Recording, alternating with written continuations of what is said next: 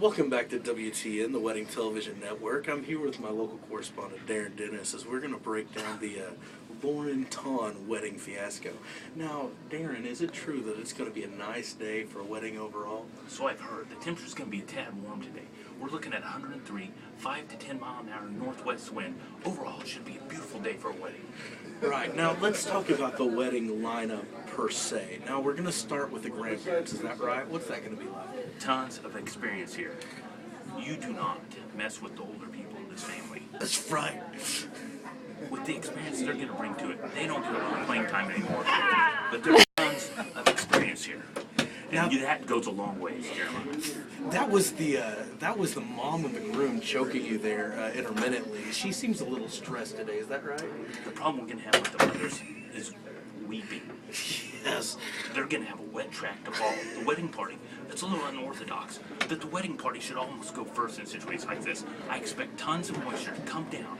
That's right. Wet track, it could cause trouble for the whole party. Yeah, a slick track indeed. In fact, watch out, bride, in your stiletto heels. Now, let's talk a little bit about the candlelighter situation. This is another touchy subject. We got two rookies, never been candlelighters before. Two things can happen here. It goes well, we light 17 candles, or we burn the church down. Yeah, and I'm leaning towards a church burning situation. I'm kind of concerned about that shorter one indeed.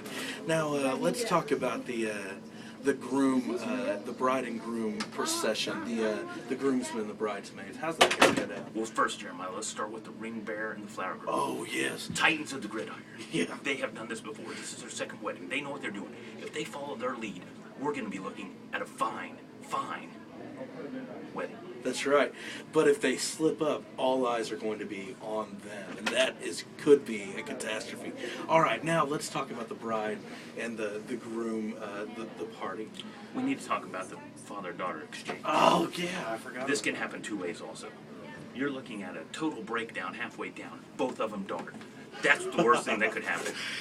Secondly, there could be a tight exchange, a little uncomfortable for everyone. If that fumble's there, we're in serious trouble. But I expect a total clean handoff. Everything will be fine. That's what I expect too.